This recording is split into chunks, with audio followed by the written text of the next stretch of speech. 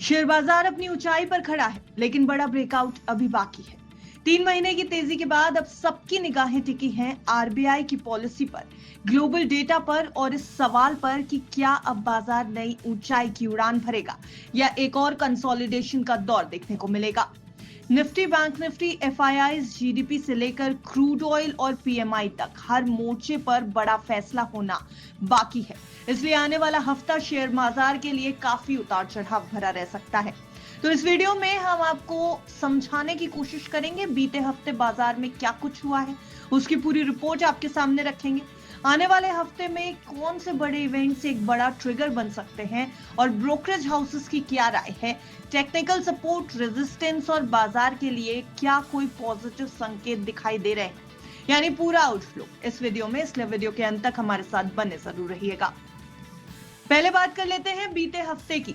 तो बीते हफ्ते अगर आप आंकड़ों पर नजर डालेंगे तो निफ्टी में हल्की गिरावट देखने को मिलेगी। यहां पर 0.41% टूटकर निफ्टी 24,750 के लेवल पर क्लोजिंग देकर गया है।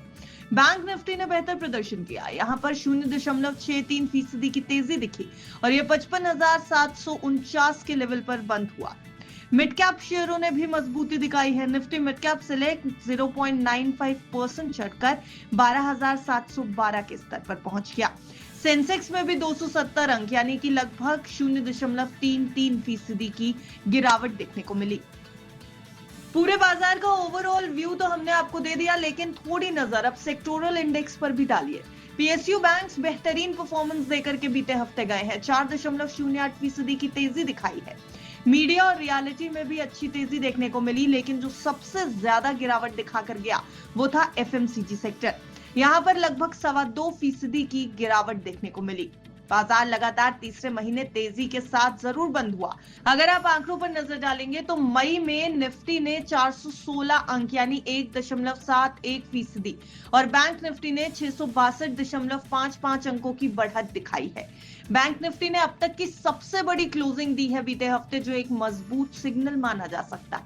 निफ्टी ने पिछले हफ्ते का रेंज 24,677 से 25,079 के बीच में रखा और बाजार इस रेंज को तोड़ने का अब इंतजार कर रहा है, यानी आने वाले हफ्ते में काफी कुछ बाजार में हो सकता है। कई बड़े इवेंट्स हैं, कई इंपॉर्टेंट ट्रिगर्स हैं, कई पॉजिटिव पॉइंट्स हैं और कई लिमिटेशंस हैं जो बाजार की चाल और दिशा को तय कर सकती हैं। एक नजर डालिए अगले हफ्ते के इंपॉर्टेंट इवेंट्स पर, समझने की कोशिश करते हैं कि क्या कुछ भारत और एशियाई बाजारों के साथ साथ ग्लोबल मार्केट्स में होने वाला है। 2 जून को भारत और यूएस की मैन्युफैक्चरिंग पीएमआई का डेटा आएगा।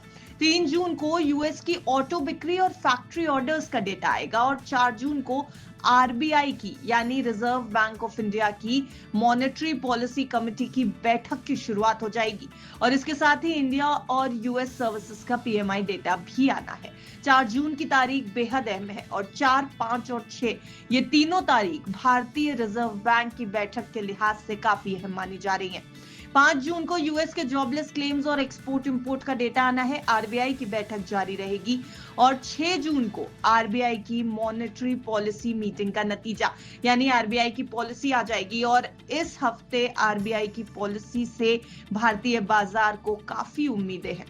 इसके साथ ही भारत का फॉरेक्स रिजर्व डेटा भी 6 जून को आने वाला है। इन आंकड़ों पर बाजार की चाल निर्भर करेगी, खासकर आरबीआई के रेट कट को लेकर बाजार की नजरें इस समय टिकी हुई हैं। आपको बताते चलें कि आने वाले समय के लिए एक्सपर्ट्स के भी कुछ प्रेडिक्शंस हैं, कुछ निवेशकों को सलाह है जो अब हम आपको बताने जा रहे हैं। देखिए 5 से 6 जून को भारत और यूएस के बीच ट्रेड डील पर बात होनी है और लगातार तीसरे महीने अभी जो बाजार में तेजी रही है वो आगे जारी रहेगी या नहीं, वो इंडिया यूएस के बीच होने वाली ट्रेड डील पर भी काफी हद तक निर्भर करेगा। मई में निफ्टी और बैंक निफ्टी दोनों में सबसे बेहतर लेवल की क्लोजिंग दिखाई दी है। मई में बैंक निफ्टी ने भी 662 अंक की तेजी दिखाई है। 24,677 से 25,079 का दायरा रहा है। रेंज टूटी तो ही कोई बड़ी चाल बनती नजर आएगी, लेकिन बाजार के लिए कुछ पॉजिटिव ट्रिगर्स भी हैं, जैसे कि जीडीपी के बेहतर आंकड़े। जीडीपी का बीते हफ्ते शानदार डेटा प्रेजेंट हुआ है। Q4 वित्त वर्ष 2025 में 7.4% की ग्रोथ, जबकि अनुमान था 6.5% का। इसके साथ ही क्रूड ऑयल की कीमतों में गिरावट है, यानी कच्चे तेल की कीमतें नीचे आ गई हैं। ब्रेंट क्रूड का भाव इस समय 61.46 डॉलर प्रति बैरल चल रहा है। ये 1.74% टूट चुका है। वहीं एक बड़ा इंपॉर्टेंट ट्रिगर, विदेशी निवेशक इस समय काफी पॉजिटिव नजर आ रहे हैं भारतीय बाजार को लेकर। एफआईआईज की दमदार खरीदारी देखने को मिली बीते हफ्ते। पूरे मई की बात अगर की जाए तो मई में एफआईआईज ने 11,773 करोड़ रुपए के शेयर खरीद लिए। विदेशी निवेशकों का रुख काफी पॉजिटिव है। अप्रैल में भी लगभग 4,243 करोड़ की खरीदारी हुई थी और मई में ये खरीदारी लगभग दोगुनी हो चुकी है। वैसे मार्केट कैप की बात करें तो बीते हफ्ते एलआईसी, एसबीआई, एचडीएफसी बैंक और एयरटेल के मार्केट कैप में अच्छी खासी बढ़त देखने को मिली है। इन सभी कंपनियों के मार्केट कैप में लगभग 1,01,000 करोड़ की बढ़त हुई है। वहीं TCS, Reliance, Infosys, ICICI bank जैसे दिग्गजों के शेयर्स में गिरावट भी आई। बाजार फिलहाल रेंज बाउंड है और सभी की नजरें आरबीआई की पॉलिसी और ब्रेकआउट पर टिकी हुई है। अगर आरबीआई कोई पॉजिटिव संकेत देता है या निफ्टी और बैंक निफ्टी रेंज से बाहर निकलते हैं तो एक नई रैली शुरू हो सकती है। एफआईआईज की लगातार खरीदारी, जीडीपी में सुधार और क्रूड ऑयल की नरमी, ये सभी संकेत फिलहाल तो बाजार को सपोर्ट कर रहे हैं। रेंज ब्रेक होगी या नहीं, रेट कट आएगा या नहीं, और एफआईआईज और डीआईआईज अब आगे कैसे कदम उठाएंगे, हर सवाल का जवाब आने वाला हफ्ता देगा और बाजार की चाल इन्हीं सब सवालों के जवाब पर डिपेंड करेगी। हालांकि ये पूरी रिपोर्ट सिर्फ और सिर्फ आपकी जानकारी के लिए हमने आपके सामने रखी है। ये सभी आंकड़े इस रिपोर्ट में जो बताए गए हैं वो सिर्फ आपकी जानकारी के लिए हैं। बाजार में निवेश करने से पहले अपने फाइनेंशियल एडवाइजर की राय लेना बिल्कुल मत भूलिएगा। बिस्तक की आपको सलाह है। Bureau report, बिस्तक।